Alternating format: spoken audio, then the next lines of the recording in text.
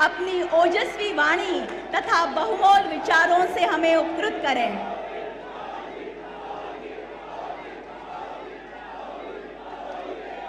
भारत माता की, भारत माता की, भारत माता की। रेल्वेच्या क्षेत्रात मोठी क्रांती होते। देशाला आज 9वी आणि 10वी वंदे भारत ट्रेन समर्पित करताना मला अत्यंत आनंद होतो आहे। महाराष्ट्र के मुख्यमंत्री श्रीमान एकनाथ जी, उप मुख्यमंत्री देवेंद्र जी, मंत्रिमंडल के मेरे साथीगण, महाराष्ट्र के मंत्रीगण, सभी सांसदगण, विधायकगण, अन्य सभी महानुभाव, भाइयों और बहनों, आज का दिन भारतीय रेल के लिए, विशेष रूप से मुंबई और महाराष्ट्र की आधुनिक कनेक्टिविटी के लिए बहुत बड़ा है। आज पहली बार एक साथ 2 वंदे भारत ट्रेनें शुरू हुई है।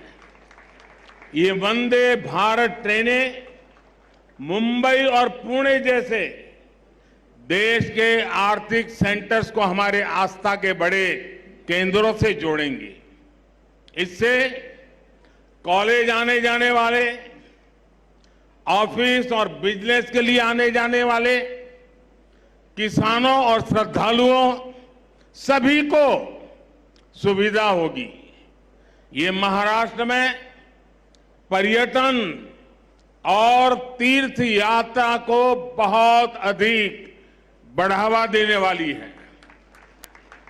शिरडी में साईं बाबा का दर्शन करना हो, नासिक स्थित रामकुंड जाना हो, त्र्यंबकेश्वर और पंचवटी क्षेत्र का दर्शन करना हो, नई वंदे भारत ट्रेन, ये सब बहुत आसान होने वाला है।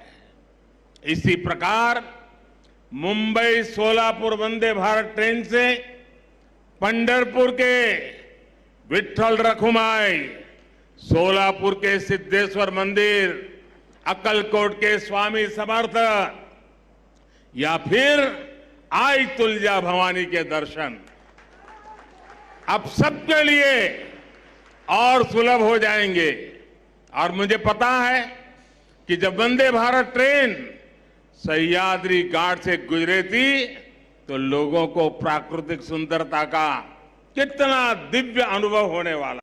वंदे भारत ट्रेन आज के आधुनिक होते हुए भारत की बहुत ही शानदार तस्वीर है।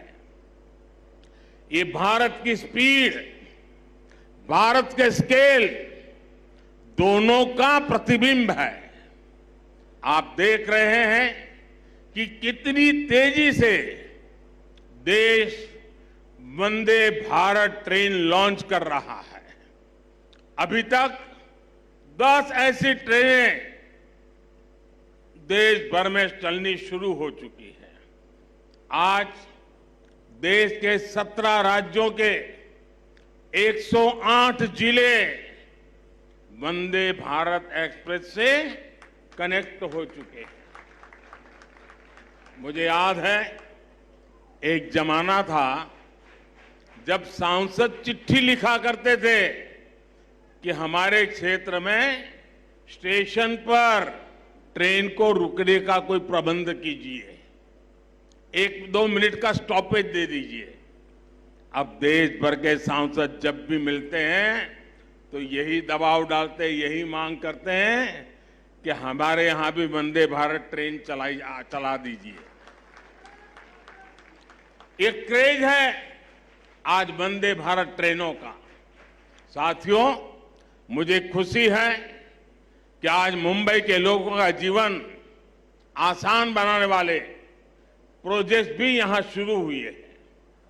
आज जिस एलिवेटेड कॉरिडोर का लोकार्पण हुआ है वो मुंबई में ईस्ट वेस्ट कनेक्टिविटी की जरूरत को पूरा करेगा। मुंबई के लोगों को बहुत दिन से इसका इंतजार था। इस कॉरिडोर से हर रोज 2 लाख से ज्यादा गाड़ियां गुजर पाएगी और लोगों का समय भी बचेगा। अब ईस्टर्न और वेस्टर्न सबर्बन इलाकों की कनेक्टिविटी इसके कारण बेहतर हो गई है। कुरार अंडरपास भी अपने आप में बहुत अहम है। मैं मुंबईकरों को इन परियोजनाओं के पूरा होने पर विशेष बधाई दूंगा। साथियों, 21वीं सदी के भारत को बहुत तेजी से अपने पब्लिक ट्रांसपोर्ट सिस्टम को सुधारना ही होगा।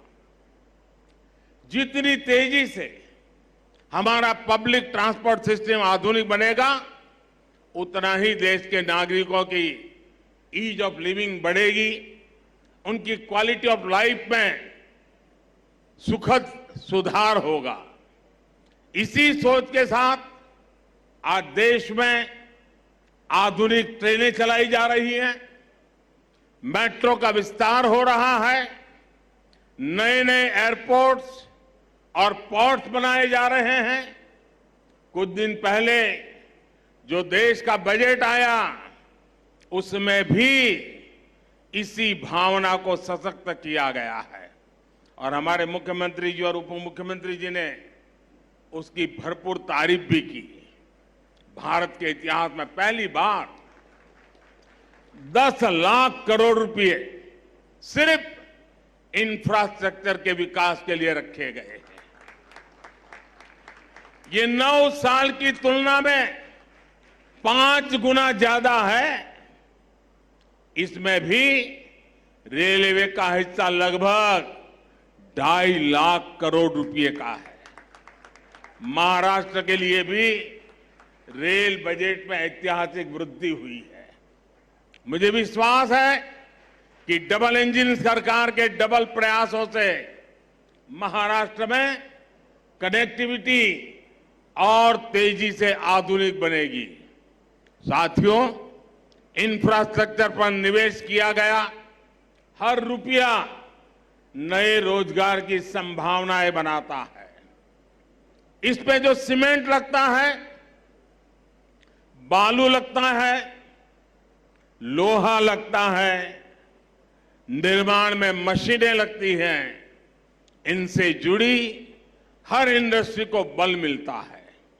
इससे बिजनेस करने वाले मिडिल क्लास को भी लाभ होता है, गरीब को रोजगार मिलता है। इससे इंजीनियरों को रोजगार मिलता है, श्रमिकों को रोजगार मिलता है। यानी इंफ्रास्ट्रक्चर जब बनता है तब भी सबकी कमाई होती है और जब तैयार होता है तो वो नए उद्योगों, नए बिजनेस के रास्ते खोलता है। भाइयों और बहनों, इस बार के बजट में मध्यम वर्ग को कैसे मजबूती दी गई है, इस बारे में मैं मुंबई के लोगों को विशेष तौर पर बताना चाहता हूं। चाहे सैलरीड क्लास हो या व्यापार कारोबार से कमाने वाला मध्यम वर्ग, दोनों को इस बजट ने खुश किया है। आप देखिए 2014 से पहले तक क्या हाल था।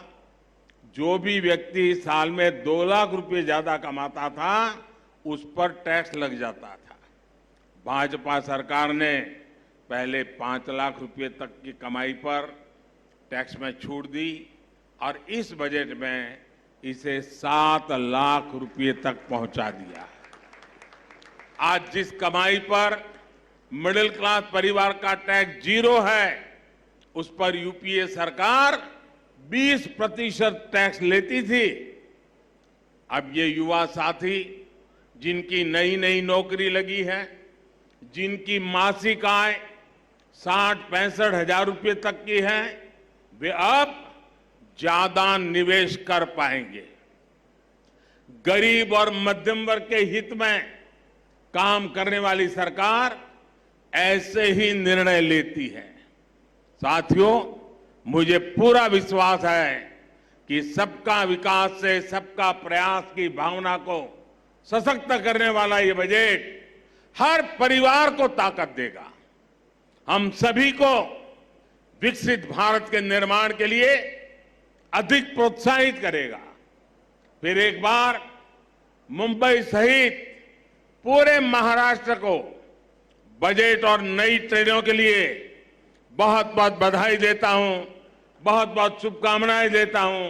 आप सबका धन्यवाद।